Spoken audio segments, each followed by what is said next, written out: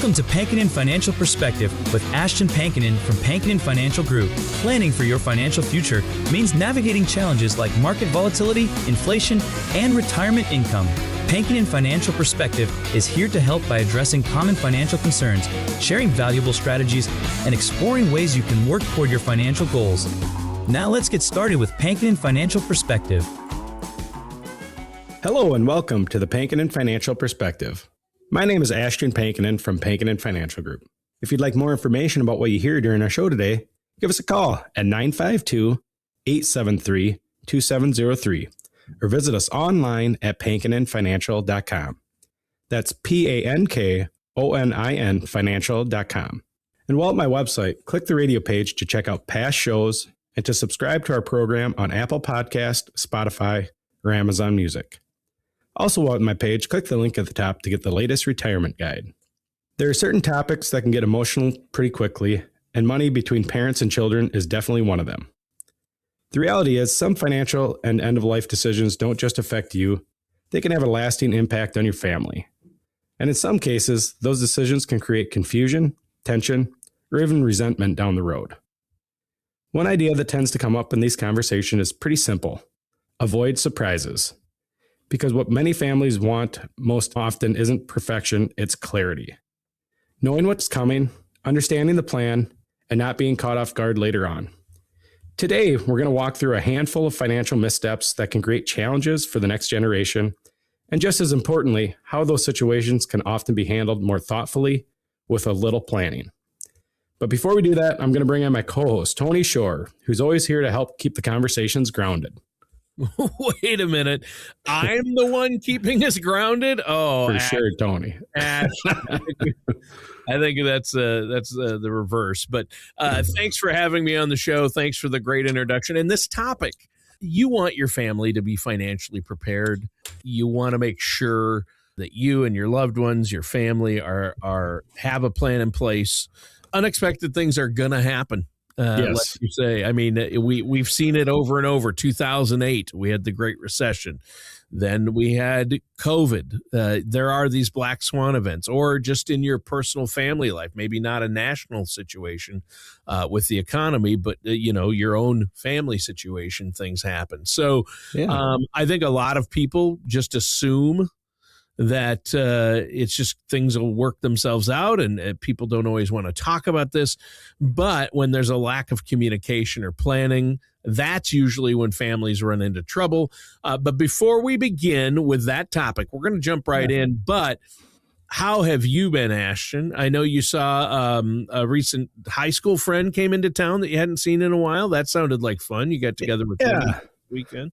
Yeah, we had a good friend of ours come in from Idaho. He moved out to Boise, Idaho, and spent the night with us. And then some other friends and I, we got together, some other high school friends, and got together on Saturday. And yeah, it was a really nice weekend, and got to spend some time with the family and with some friends. So how about you, Tony? How have you been? Well, good. My wife, Sarah, and I flew down to Atlanta.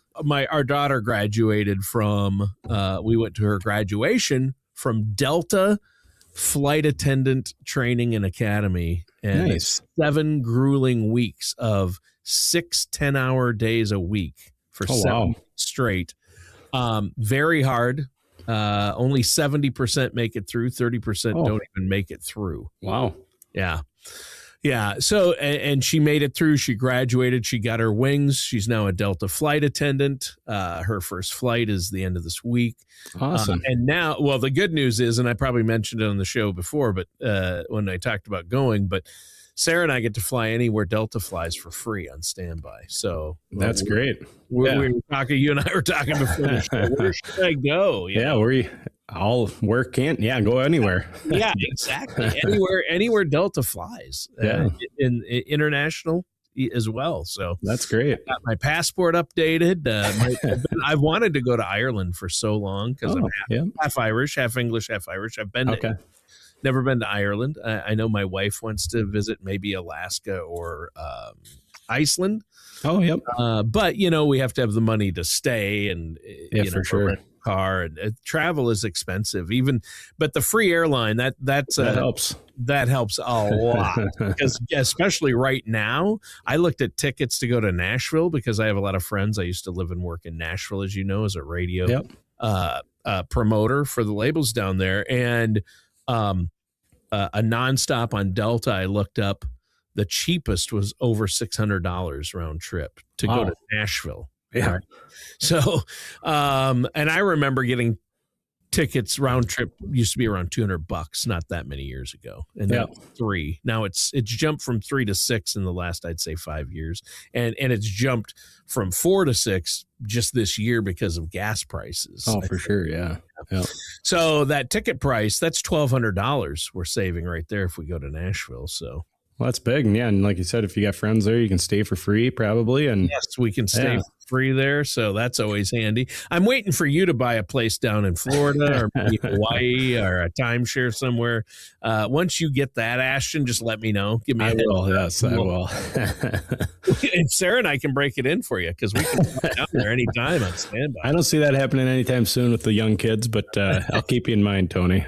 Yeah, I know you're more likely to have that cabin up north. So don't need Delta for that. But speaking of families, I know that families do run into trouble with certain things. Where do you want to begin with this? Yeah, today's conversation, we're going to be using an AARP article that's headlined 5 Financial Mistakes That Will Make Your Kids Hate You. Oof. And that's a pretty in-your-face headline, but the article raises some details that are worth exploring. So let's start with one of the more common issues, and that's not having an estate plan in place. So when someone passes without a will, what's known as that's dying intestate, the process of settling the estate can become more complicated and time consuming for the family. Even relatively small accounts still need to be addressed, and the responsibility often falls to the loved ones during that already difficult time. So again, just having a well-structured estate plan constructed with the help of your attorney, your financial advisor, can help provide clarity in how assets are distributed and who's responsible for handling those decisions. It can also outline important roles like who's going to serve as executor of the estate, or who would step in with power of attorney if needed. And again, making these decisions ahead of time and communicating them clearly can go a long way towards reducing confusion later on. Well, yeah, I imagine. And that's one of those areas where people tend to put it off or assume they don't need anything formal in place. But like you say, even if your estate isn't large, there are details that have to be handled. And if nothing's been documented, that can leave family members trying to figure things out on the fly, right? Yeah, exactly. And another area that can create challenges over time is just lack of communication around your finances. In a lot of cases, it's not just the financial decisions themselves. It's the uncertainty that comes with them. When expectations aren't clear, it can lead to confusion or assumptions that may not reflect what was actually intended. And so having open conversations ahead of time can help set those expectations. That may include how assets are structured and whether leaving an inheritance is part of the plan, or if other priorities are taking the lead. Right, because I think a lot of people assume their intentions are obvious, even though they've never communicated them out loud. But it's not always the case. Communication here is the key. For sure. Just like anything, communication's key. Yeah. And that's usually where that disconnect can happen. For some households, the focus may be on enjoying retirement and using those resources during their lifetime. For others, leaving something behind is an important goal. There isn't a single right approach, but communicating those intentions early can help avoid misunderstandings later on. It can also be helpful to think about how and when those conversations happen. Choosing a time that allows for thoughtful discussion and giving family members the opportunity to ask questions can make those conversations much more productive. And from a practical standpoint, making sure important information is organized and accessible can make a big difference. Things like account details, key documents, where those items are stored, and having that information clearly laid out can help reduce the stress if those details are ever needed. A lot of times, my clients, we consolidate all their assets here. All the kids get a card, my business card, and if something happens, they know, hey, reach out to Ashton. He's going to help us and get through this situation. Yeah, that's a good point. Now, I think it's not always about the numbers, is it, Ashton? It's about No. whether people feel like they're in the dark. And I think a lot of families end up avoiding these conversations just because they're uncomfortable, or maybe they're not sure how to bring it up. But like you said, when nothing gets talked about, people tend to fill in the blanks on their own, and that leads to trouble. So, Yep. how do you suggest people start that kind of conversation without it feeling overwhelming? That's a great question because, starting the conversation is usually the hardest part. In many cases, it begins with keeping things simple and focusing on clarity rather than to cover everything at once. Just letting your family know that you've put something in place, some sort of plan in place, and that you want them to understand how things are organized can open that door without making it feel overwhelming. And then really from there, it can become more of an ongoing conversation rather than a single high pressure moment. Well, yeah, it can be. And that approach alone makes it a lot easier because it takes some of the pressure out of it, right? Right. It doesn't have to be one big conversation. Now, another situation that can be difficult for families, but doesn't always get talked about is what happens after someone experiences fraud. We've all seen financial scams have become more common. They often involve very sophisticated tactics. In some cases, individuals may not even realize what's happening until after the fact.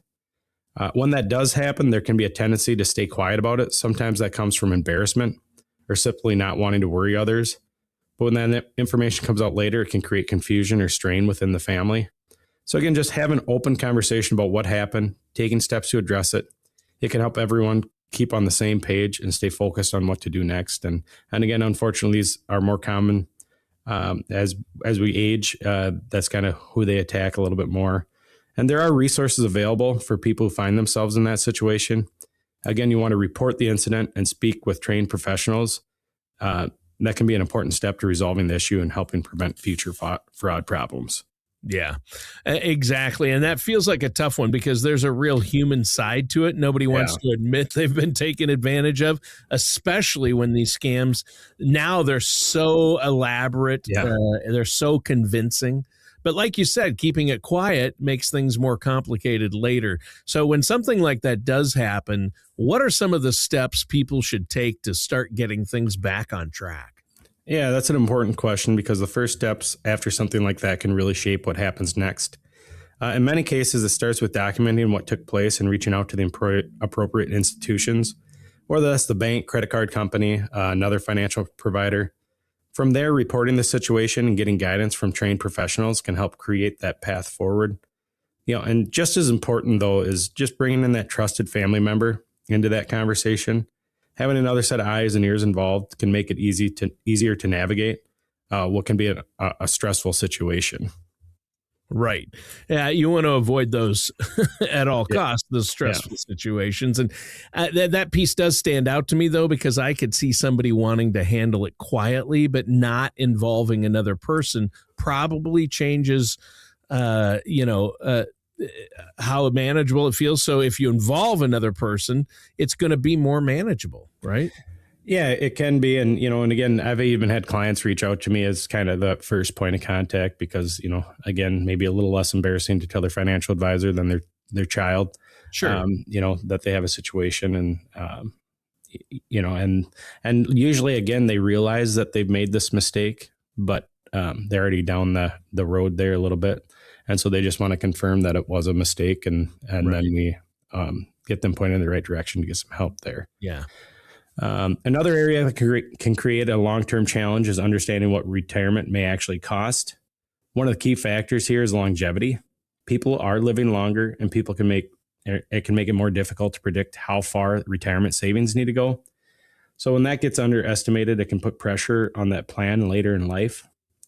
A thoughtful approach includes building that longer time horizon and accounting for expenses that may increase over time, especially when it comes to healthcare. Healthcare costs in particular can be a significant part of the equation. Even for individuals who are relatively healthy at retirement, out-of-pocket expenses can add up over the years. So you want to plan for those costs ahead of time to help reduce the likelihood of unexpected financial strain later on. Another detail that sometimes gets overlooked is just keeping those beneficiary designations up to date. Assets like retirement accounts and insurance policies typically pass based on the named beneficiary. And that's not written in the will. But so after major life events, reviewing those designations can help ensure everything aligns with current intentions. And a lot of times we can avoid that. Most of the assets can pass without going to probate, as long as we have those beneficiaries listed.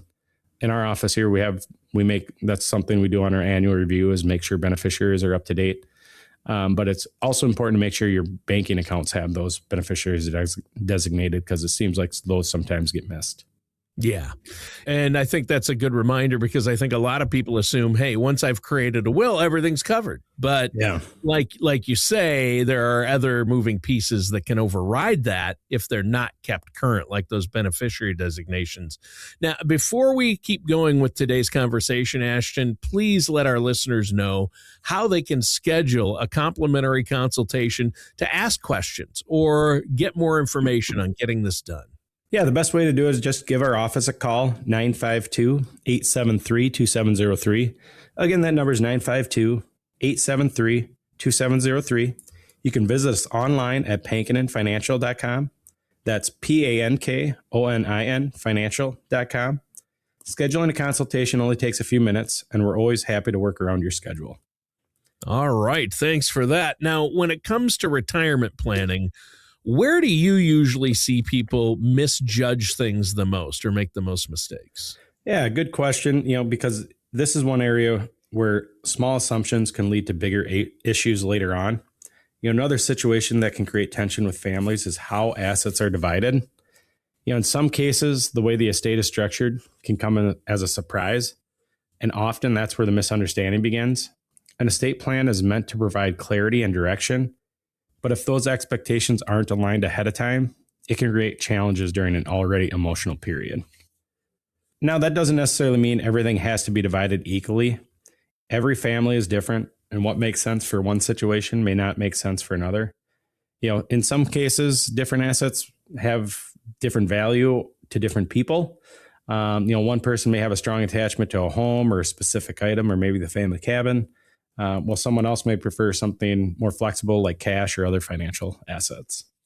That's where communication becomes especially important. Having those conversations ahead of time and understanding what matters to each person can help shape the plan that feels more thoughtful and intentional. When people feel heard, it can go a long way towards reducing chances of conflict later on. And again, having those conversations before you pass of, hey, we're not leaving Bobby in the will or as a beneficiary because he took over the farm and we gave him a good deal on the farmland, something like that. Again, having those conversations ahead of time can really help with that conflict. Yeah. Oh, it for sure can help. And that's important. Now, you mentioned financial scams earlier in the show, because that's really an important topic for a lot of listeners. Let's go into a little more detail on that. Yeah, that's a good idea. Let's do that. Huntington Bank has an article out there headlined "Outsmarting Fraud: 5 Effective Ways to Protect Wealth," that I think we should help us give us some information on the conversation before we sign off today. Sure. So let's talk about what it actually looks like in practice. One of the most basic, often overlooked starting points is password management. It sounds simple, but weak or reused passwords are one of the most common ways cyber criminals can gain access to financial accounts. So password 123 maybe isn't the best password. But if you use an @ symbol for the A, it's okay. Oh, okay. So again, using strong, unique passwords and enabling multi-factor authentication, which is that extra step where you get a text or an app that you have to go into for that second login there.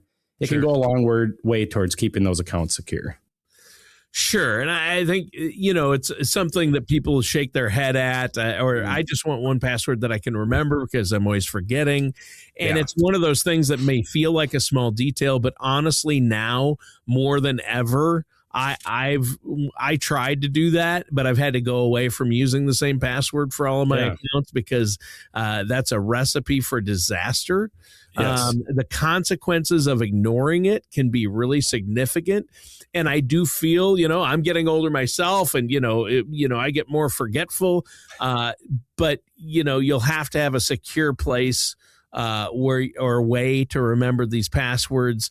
The technology's gotten better about remembering them for you, but if you aren't technologically savvy about this or in the know, you can always have have that young adult grandson or your child. I can have my son help me if I need it.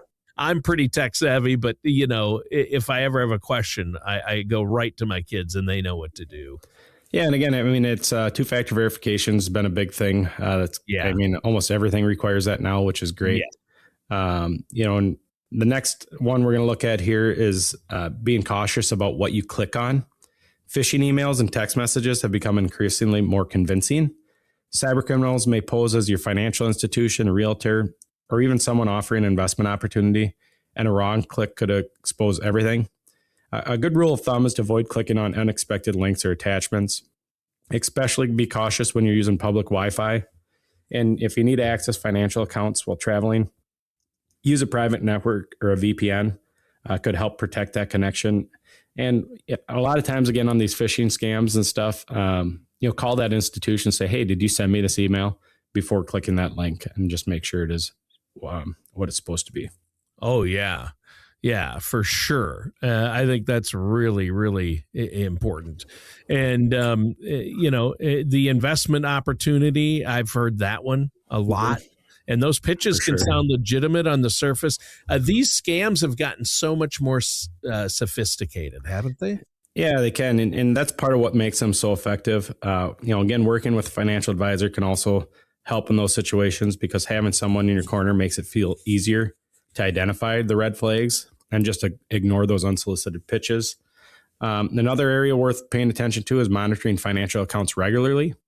Setting up real-time alerts, notifications that could be sent directly to your phone or email for any unusual activity or transactions can help catch those potential issues early. Like for me, I know I get a text alert every once in a while, like, did you really spend $200 at Cabela's? Yeah, I did. You did? Yeah. But again, it's nice to have that verification just in case it was fraud, to get that notification.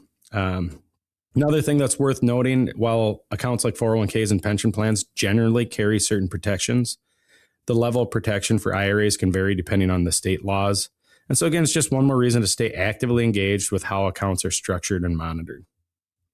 Yeah. Yeah. And so it's not just about protecting what's coming in, but keeping an eye on what's already there too. Yeah, that's a good way to put it, Tony. And I guess let's go on to the fourth area in this article that's highlighted as real estate scams. This one may surprise some listeners, but according to the FBI's Internet Crime Complaint Center, real estate related fraud has resulted in over $145 million in losses in 2023.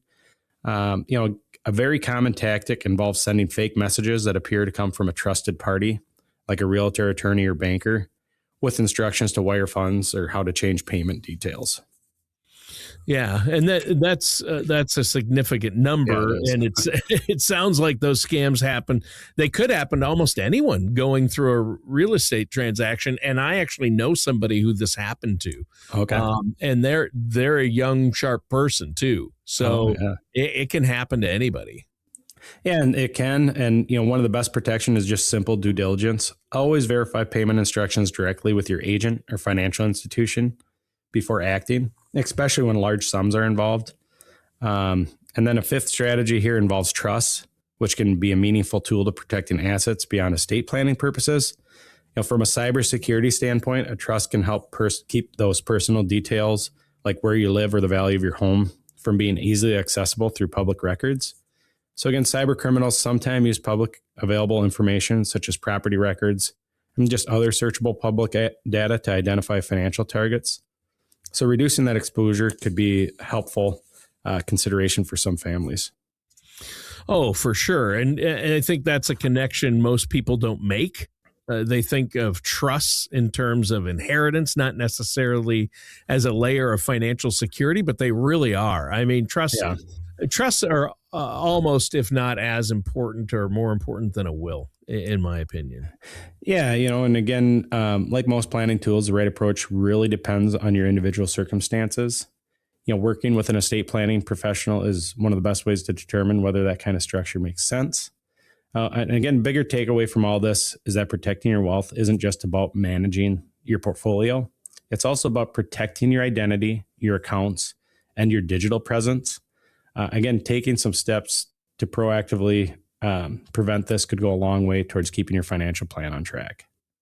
Yeah. Oh, it for sure can. And that's key. And I think that's a really good way to frame it as well, because it ties directly back to everything we talked about earlier in the show. Yeah. You started off talking about estate planning, family communication, fraud awareness, beneficiary designations. It all connects. It does. Yeah. And I think that's absolutely huge. And these are areas that people tend to put off talk. They don't like to think about problems or planning their own demise or their estate, but do it now and communicate it with the whole family. Like you said earlier, communication is key. So before we wrap up the show today, let's talk about what you're offering our listeners out there. And I don't think we don't always spend enough time on this, but I know you love hearing from people. I know our listeners have questions about their finances, whether it's about Social Security, Medicare, their retirement income plan. You have to have a plan. Should they do an IRA rollover with their 401k? Should their money be in an IRA? Should they have a Roth? There are lots of questions. How do they get an estate plan in place? And what do they need for their situation? I know you work alongside estate planning attorneys to help them with that. But you're offering a no-charge, no-obligation consultation for our listeners, and it helps if they mention they heard about it on the show. How can they get a hold of you to set that up? Yeah. And again, maybe with today's topic, that free beneficiary review, just making sure, hey, all your beneficiaries are updated the way they're supposed to be. Again, if we can list beneficiaries on all of our retirement accounts, our brokerage accounts with a transfer on death agreement, our banking accounts payable on death, we can avoid a lot of that. And so we do offer that review of that. And again, it's something we do with our clients on a regular basis as well. The best way to get a hold of us, give our office a call, 952-873-2703. Again, that's 952-873-2703. Visit our website, pankoninfinancial.com. That's PANKONIN financial.com. Again, we're always happy to help. And again, I think from today's show, maybe one of those key things is just sitting down and taking a look at all those beneficiaries and making sure they're looking good for you. Oh, yeah. Beneficiary designations, that's key. Keep them up to date. And you have to have more than a will. You should have a trust. You have to have the beneficiary designations correct. Avoid fraud. Good show today. You covered a lot. Yeah. And that's great. Now, listeners, thanks for tuning in. That does it for today's episode of the Pankonin Financial Perspective with our host, Ashton Pankin. Thank you for joining us for Pankonin Financial Perspective. Don't head into retirement without a plan for both your finances and your health. For more information, contact Ashton Pankonin at Pankonin Financial Group at 952-873-2703 or visit pankoninfinancialgroup.com. Join us again soon for another episode of Pankonin Financial Perspective. Advisory services are offered by Ashton Pankonin LLC DBA Pankonin Financial Group, an investment advisor in the state of Minnesota. All matters discussed during the show are for informational purposes only. Each individual situation may vary, and the opinions expressed here may not apply to everyone. Materials presented are believed to be from reliable sources, and no representations can be made as to its accuracy. All ideas and information should be discussed in detail with one of our qualified representatives prior to implementation. We are not affiliated with or endorsed by the Social Security Administration, the Federal Medicare Program, or any other government agency. Calling this number will direct you to a licensed sales agent.